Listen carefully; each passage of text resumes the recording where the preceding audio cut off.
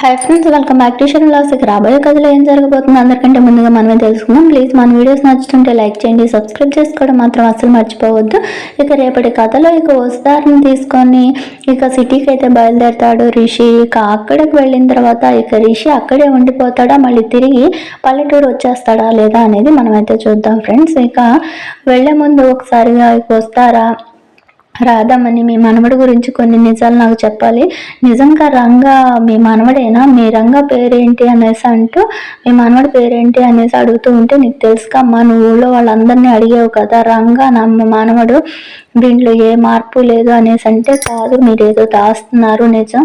ఎందుకంటే రిషి సార్ నా భర్త, తన రంగా కాదు, తను రిషి సారు అని చెప్పేస్తే రాధమ్మ అయితే తడబడిపోతూ ఉంటుంది. అది కాదు అది కాదు అది అది అనేసి అంటుంటే, మీరు దేని గురించో చాలా భయపడుతున్నారు, బాధపడుతున్నారు, అందువల్లే నాకు నిజం చెప్పలేకపోతున్నారు అంటే, అదేమి లేదు రంగా నా మానవుడు, ఈ రాధమ్మ మానవుడు రంగా అంతే అని చెప్పేసి అక్కడి నుంచి అయితే వెళ్ళిపోయి కంగారుగా అయితే తన రూమ్లోకి వెళ్ళిపోయి కూర్చొని ఆలోచిస్తూ అయితే ఉంటుందన్నమాట. ఏంది అమ్మాయి నా రంగాన్ని తీసుకెళ్ళిపోయిద్దా ఏంటి, ఈ వయసులో నేను ఒంటరిగా ఎట్లా బ్రతకను, ఉన్న ఒక్కగానొక్క మనవుడు చనిపోయాడే అన్నట్లుగా తను జరిగిందంతా తలుచుకుంటూ ఉంటుంది. వాడిపోయిన తర్వాత రంగా వచ్చాడులే పాప, నాకు తోడుగా ఉంటాడు అనుకుంటే, ఇప్పుడు ఏంటి అమ్మాయి వచ్చి నా భర్త అని తీసుకెళ్ళిపోతుంది, ఈ ముసలి వయసులో నాకు ఈ కష్టాలు ఏంటి అన్నట్లుగా బాధపడిపోతూ అయితే ఉంటుందన్నమాట.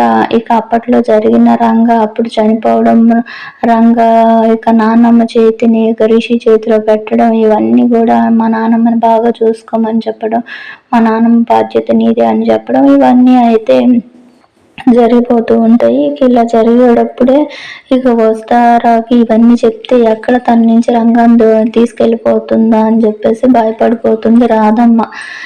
వస్తారాకైతే ఏదో జరిగే ఉంది, నాకు అర్థమవుతుంది, వీళ్ళు నిజం చెప్పట్లేదు, ఏదో ఒక బలమైన కారణం వల్లే రిషి సార్ ఇలా రంగాగా మారిపోయారు, అదేమై ఉండిద్దా అని చెప్పేసి ఆలోచనలో అయితే పడుతుంది. సరే చూద్దాం, ముందు రేపు సార్ వస్తానంటున్నారు కదా అని చెప్పేసి ఉదయాన్నే బయలుదేరేటప్పుడు సరోజ గిఫ్ట్ ఇస్తానని చెప్పింది కదా, ఆ గిఫ్ట్ ఏమై ఉండిద్దా అని చెప్పేసి ఏంటో గిఫ్ట్ తీసుకొస్తానని చెప్పేసి, ఇంకెప్పుడు మా ఇంటికి రావద్దు, రంగబాబుకి నాకు పెళ్ళి అని చెప్పేసి ఏదో చిన్న గిఫ్ట్ లాంటిది అయితే తీసుకొచ్చి ఇస్తుంది అనమాట.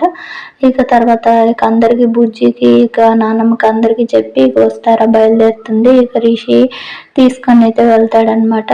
తీసుకువెళ్ళేటప్పుడే, సార్ మీరు నాతో వస్తే అక్కడ మీరు రంగా కాదు రిషి సార్ అని తెలిసిపోతుంది, తేలిపోతుంది, అప్పుడు మీరు అక్కడే ఉంటారు అని అంటే, నేను కాదంటే కాదని చెప్పేసి ఇది ఒకవేళ రిషి నిజంగానే కావాలని అయితే చేస్తుంటే మాత్రం ఇంటికైతే వెళ్ళడనమాట.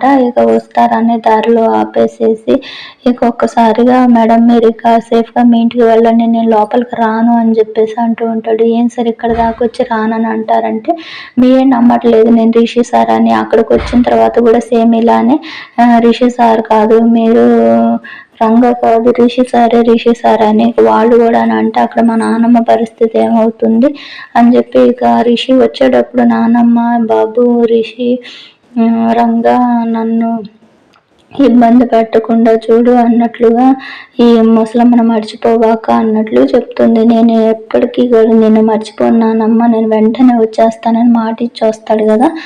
అందుకని లోపల దాకా అయితే వెళ్ళడనమాట.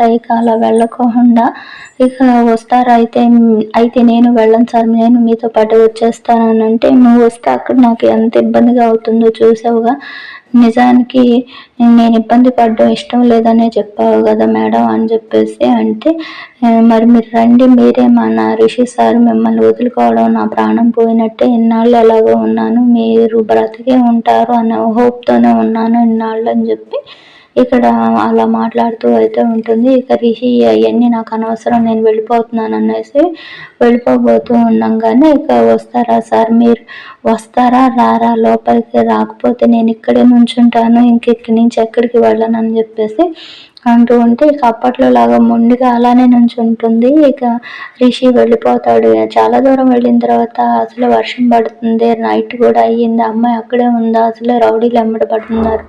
ఏమై ఉండిద్దా అని చెప్పి మళ్ళీ వెళ్ళి చూస్తే వస్తారు అక్కడే నుంచొని ఉండిద్ది. ఏం మేడం మీరు ఇంత మొండిగా ఉన్నారు? ఎందుకు ఇంత పొగరు అని అంటే, మీరు వస్తారని నా నమ్మకం సార్. ఎందుకంటే ఇలా ఎన్నోసార్లు మన లైఫ్లో జరిగింది.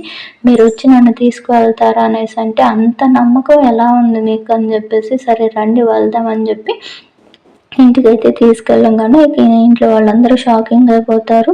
ఇక వస్తారా సార్, రిషి సార్ లాగానే మీరు యాక్ట్ చేయాలి సార్. మీరు ఒకవేళ రంగానే ఓకే, నేను నమ్ముతున్నా మీరు రంగానే, కానీ ఇప్పుడున్న కాలేజీని దక్కించుకోవాలంటే మీరు రిషి సార్ అవ్వాల్సిందే. మీరు రిషి సార్ లాగా యాక్ట్ చేయాల్సిందే. దానికోసం మీకు ఎంత డబ్బు కావాలన్నా మీరు ఊరికినే చేయొద్దు అనుకుంటే, మీరు రిషి సార్ కాదు అనుకుంటే నేను మనీ కూడా ఇస్తాను అన్నట్లుగా ఇక ఒప్పందాన్ని అయితే కుదుర్చుకొని ఇక రిషి సార్ లానే యాక్ట్ చేసేలాగా చేస్తుంది. ఇక అలా అయితే ఒప్పందం కుదుర్చుకుంటారు. ఇక ఇదిగో మీ డాడీ మీ అమ్మ అందరినీ పరిచయం అయితే చేస్తూ ఉంటుంది వస్తారా. ఇక రిషిని చూసి శైలేంద్ర షాక్ అయిపోతాడు. ఇది నిజంగా రిషి సారేనా?